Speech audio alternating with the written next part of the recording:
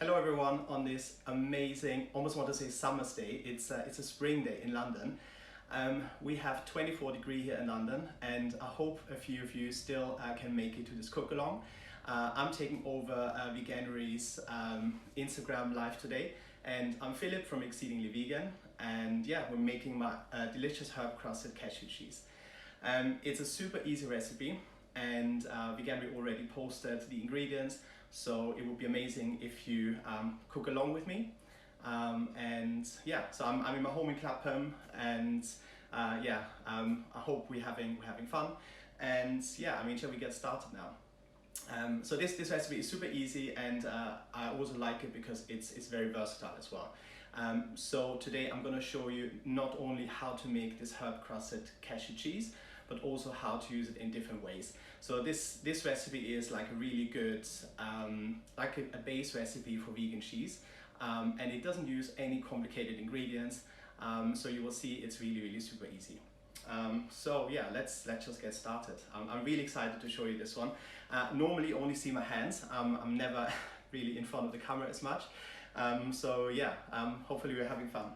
So we're starting with 75 grams of cashew nuts.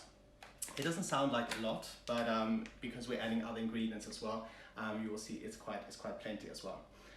Next ingredient is 150 milliliters of water. And then we need 4 tablespoons of cornstarch, 3 tablespoons of nutritional yeast, 2 tablespoons of lemon juice. So all my ingredients, I always try to be quite efficient, and so it kind of like always goes down, and I try to make it as easy as possible. So it's kind of like my Austrian efficiency coming across properly as well. So yeah, next one is 1 tablespoon olive oil. So I pre-prepared all the measurements already to make it easier for me, and maybe also answer questions in the meantime. Then we have 3/4 teaspoons of salt. You know, cheese normally is quite salty, so the vegan cheese also needs to emulate the saltiness.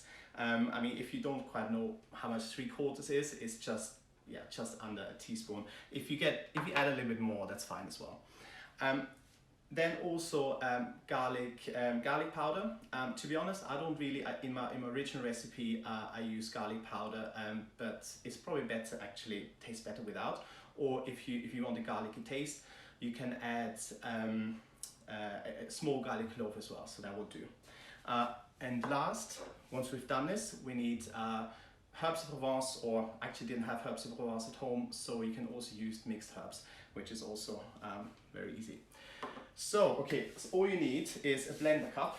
Here it is, blender cup. And then you add all the ingredients I just mentioned, apart from the herbs, to this blender cup. As I said, I pre-prepared them already, so I don't have to measure. If you're in the US, by the way, I normally use what's called imperial measurements, so European measurements, but just get one of those kitchen scales. They're like super cheap, and yeah, I couldn't live without this kitchen scale. Yeah, then we add the water. Then the cornstarch, by the way, is just to keep everything together. It kind of like gelatinizes, is the right word, once it's heated up, and I'm going to show you how this works. You can also use other starches as well. People have tried tapioca starch, but I think you need a little bit less as well. Then the 3 tablespoons of nutritional yeast. So, oh yes, lemon juice. I'm gonna do this live in front of you. I love my kitchen gadgets. I've got this little juicer. Can you see this one? So yeah, perfect. So like 2 tablespoons are roughly half a lemon, if that makes it easier for you. So then you add half the lemon to the blender cup as well. Perfect. 1 tablespoon of olive oil. I'll just get, like, you know, really good quality one. I think with olive oil you shouldn't really save. 1 teaspoon of the salt, any kind of salt. I mean, mostly I use what's it called, Himalayan rock salt, but you can use any salt really. Coarse salt as well, it doesn't really matter because you're blending it in a cup. So that's 3/4 of salt. As I said, this time I'm not adding the garlic powder. I actually find it tastes better without, and then your cheese can become much more I don't know, versatile. So you can use it for different other things as well. Like you can fry it even. So once you're done with it and it's set, you can cut it into slices and fry it in some oil. Tastes absolutely delicious. It's a bit like halloumi.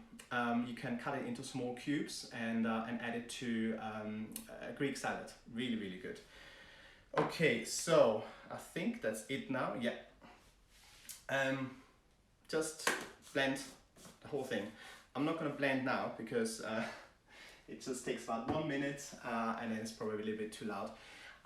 And yeah, but I thought I'd tell you a little bit more about the ingredients as well and which ingredients you can use, because I try to keep my recipes quite easy and quite versatile as well. So before that, someone asked me if they can use different kind of nuts as well because they have a nut allergy.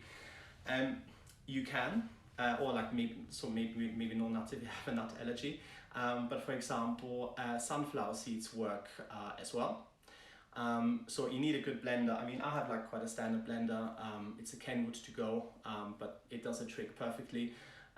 You don't have to soak the nuts. You don't have to soak the seeds either, unless you have quite a weak blender. Maybe then I would recommend soaking it. But I'm someone for instant gratification, so you know I don't want to soak anything overnight.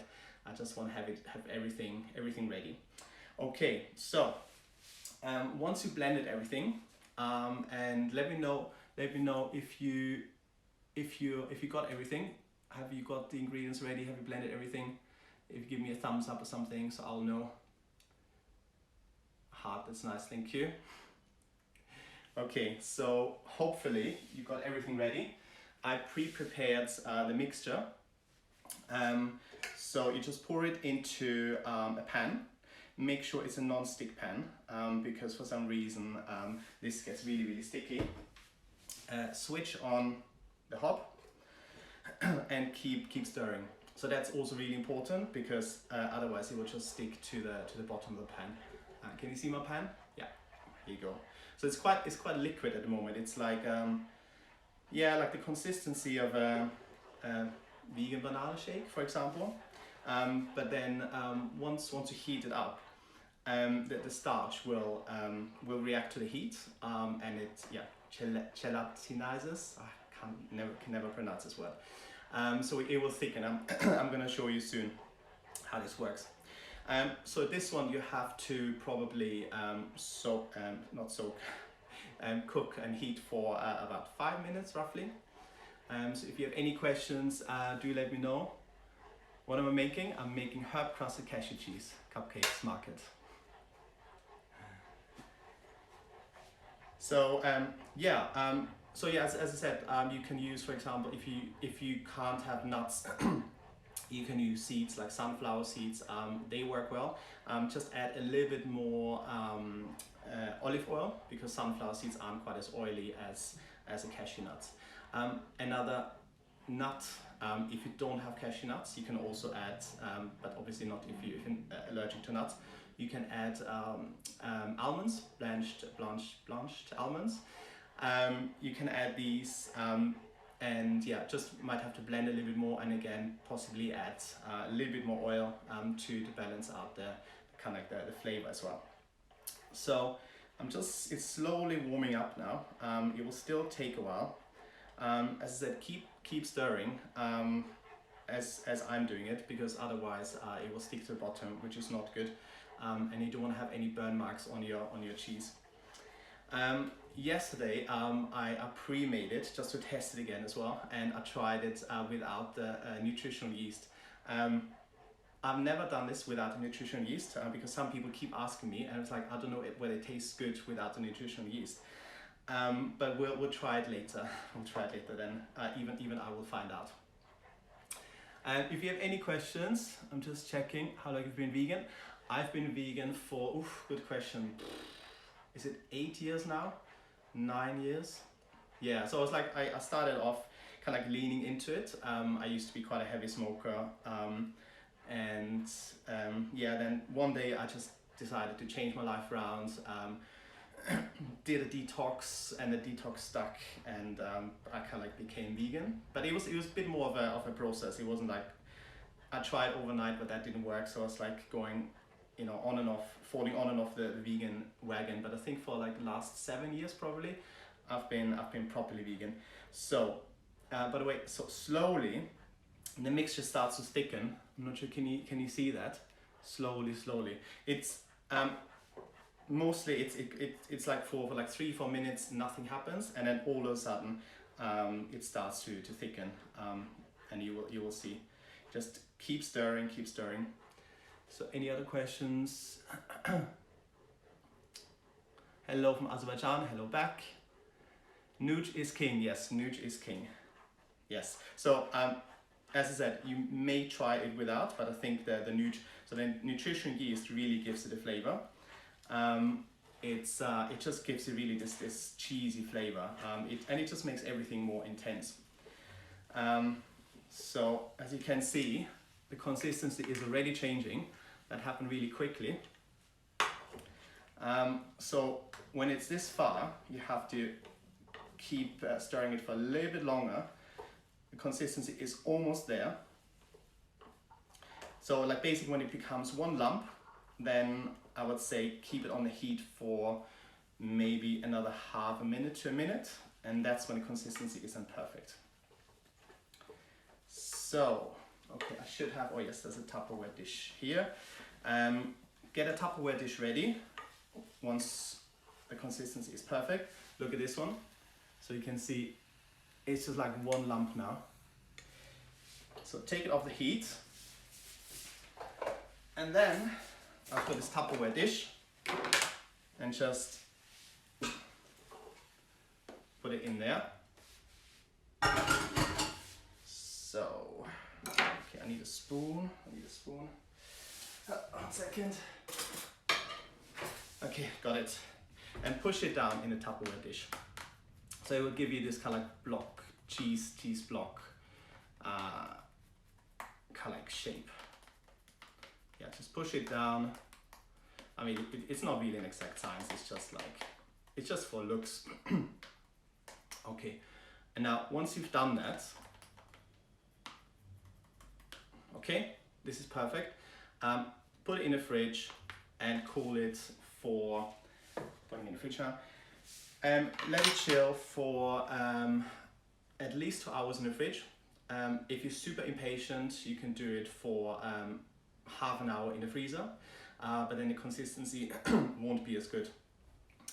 I actually really recommend to keep it in the fridge overnight, because then it would just be perfect. So the flavors are perfect and the consistency will be perfect, and it just becomes perfectly sliceable. Yeah, so I already made one yesterday, as I mentioned. Let me just get it out of the fridge. So here we go, that's the one I made yesterday. Can you see? So it's really dense now, so it has a perfect consistency. It's just really like cheese. So let me take it out. Normally it comes really easily. Just push it on a plate, and here you go. So it looks really good, doesn't it? And as I said, because I kept mine in the fridge overnight, now it's just like so good to slice. Look, I'm gonna do it for you in front of you. Have a look. Here you go. So that's what the starch does. The starch really helps to set this this cheese. Here you go. So you can easily slice it and put it on sandwiches. You know, during lockdown, that's one of the recipes I made all the time. It's super versatile. Yeah. So let me show you. So because we're actually making herb-crusted cashew cheese. Let me move this one away quickly. So to crust this with herbs, it's again super easy. You just need a plate, and then the herbs. Then you sprinkle some of the herbs on the plate. be generous. And then, hang on, I'm only gonna do this with half of the cheese, so I'm just gonna cut half off. So I want to use the other half for something else, and then just push the cheese, the vegan cashew cheese, onto the plate, and yeah, it will just, the herbs will just stick to it, and this just gives it this really, I think, really cool, really kind of gourmet look, and it also does a lot to the flavor. And then if you put it in the fridge and maybe leave it for another day, the flavors would have, you know, developed perfectly. So, oops. Look at this one, really good. And then you can also do something else with this cheese. Hang on, what's this? Missed the beginning. Is it agar powder? No, it's not agar powder. Thank you for asking. I have one recipe on my website where I'm using agar powder. So that was the first cashew cheese recipe I made. But to be honest, I don't know, like it just never really worked as well. And cornstarch you can really find anywhere. So yeah, it's just like, it's cornstarch, or what's it called here, like corn flour. It's basically the same thing. Yeah, I try to keep my recipes as easy as possible, and you know, as accessible as possible. So that's why, you know, like, you know, if you go to any supermarkets, you can get the cornstarch or corn flour. Yeah, so let me show you something as well, because as I said, this cheese is just so versatile. You can have it in a Greek salad, for example. You know, you slice it or cube it or whatever. You can even fry it, or you can have it, like for example now on this amazing sunny day, as it was called insalata caprese. So which is like cheese, tomatoes and basil. So shall we try this one? Let me show you. Let me just clean up a little bit. Okay, so all you have to do, really easy, slice the cheese.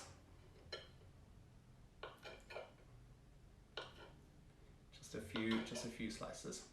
Actually, you know, because I told you I forgot to add the nooch yesterday, another word for nutritional yeast. Let me see whether it tastes good without the nutritional yeast. It's actually still really good.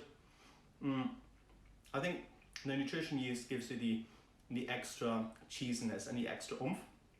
But if you don't have it to hand, this tastes quite like mozzarella, so which is actually perfect for the insalata caprese. So let me slice a few more. Okay. So which plate should we use? Let's use this plate. Sorry. Now I've got the cheese got stuck in my throat.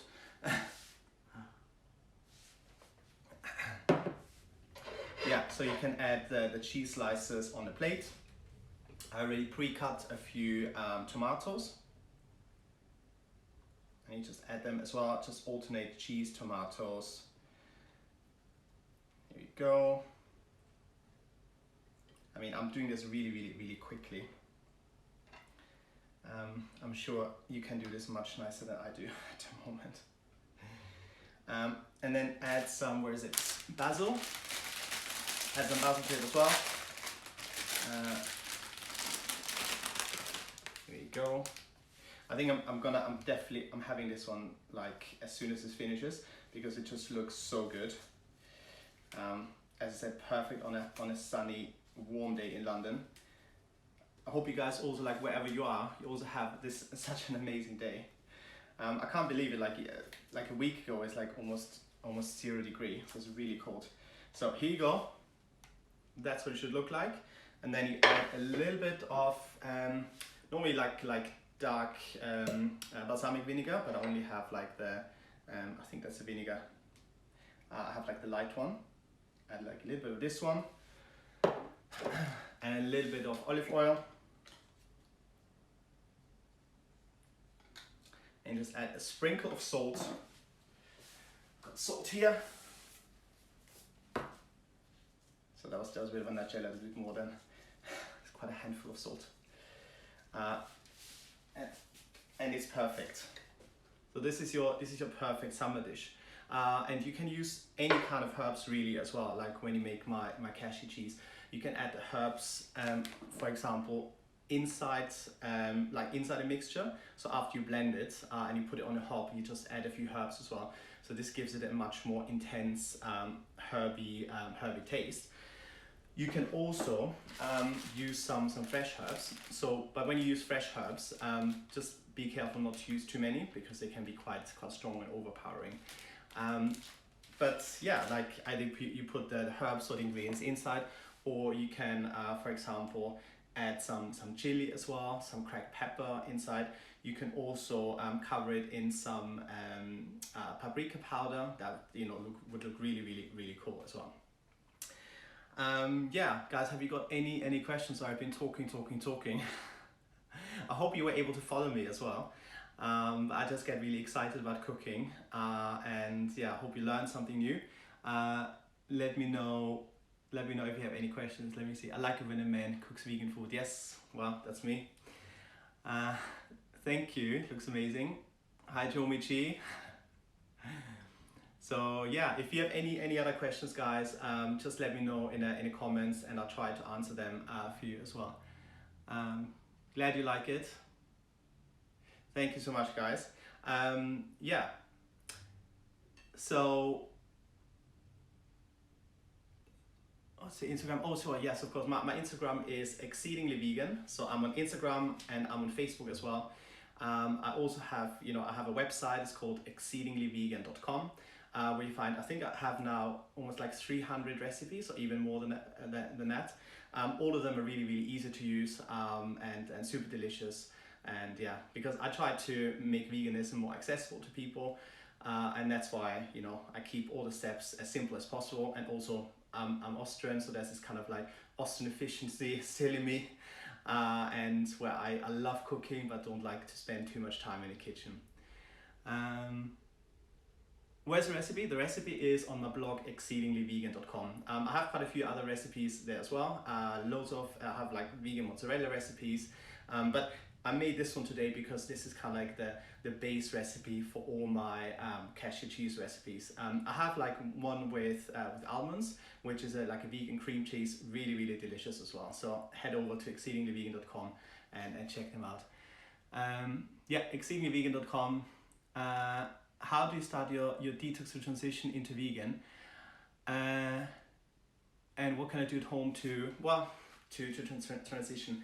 Well, I think, you know what, once you're ready, you're ready. And at that point, I just felt ready. I didn't want to poison myself anymore. I was just fed up of doing something bad to myself and to my body. So I just decided, you know what, that's it. I'm just changing my life. Stopped smoking, like one day I was just ready, quit from one day to the next. And then, yeah, I thought, I did all this damage to myself. What can I do to be better to myself, to love myself more and stuff?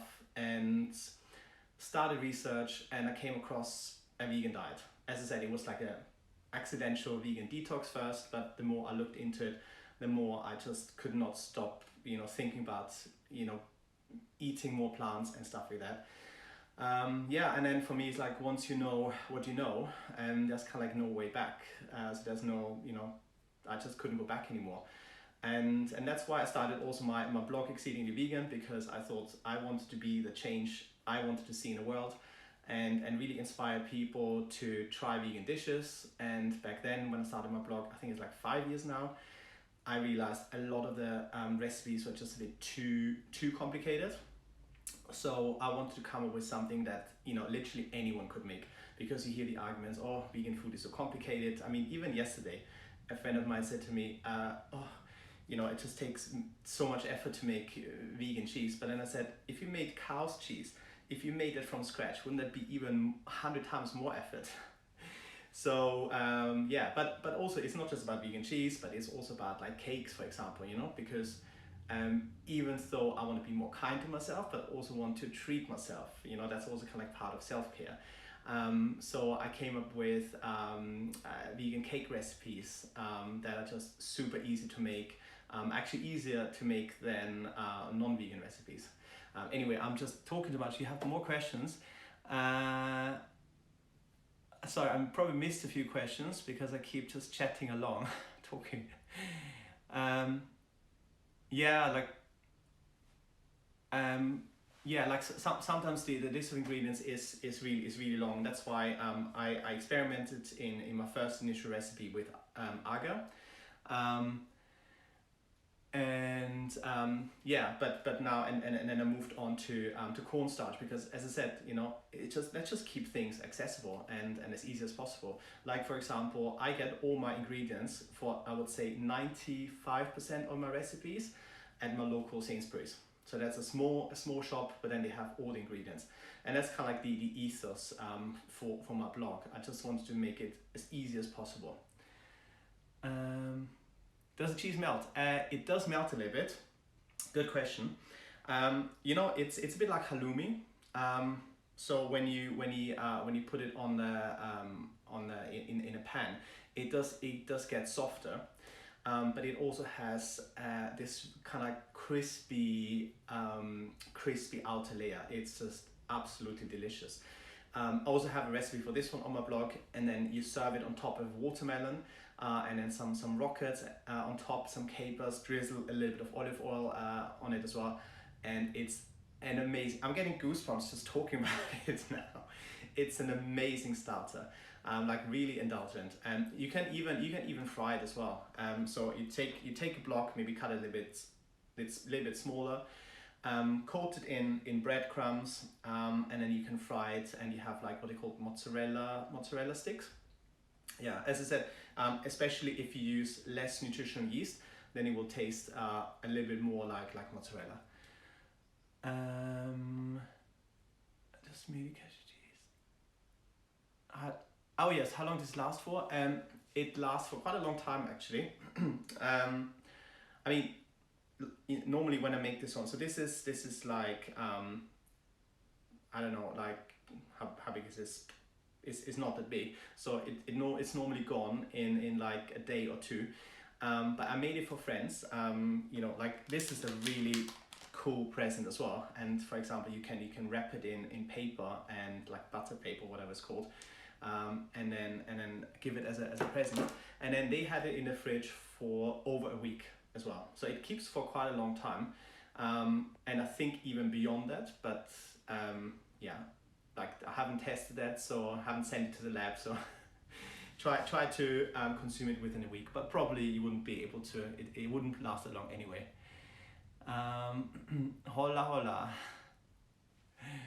Yeah, if you have any other questions, guys, please let me know. I try to answer a few of them on my blog as well, but even my recipes I keep quite short normally in the descriptions. So I'm not one of those bloggers that has like 10 pages of introduction until you actually get to the recipe. It's quite quick, but you can always leave comments on my website as well, and I normally answer every one of them as well.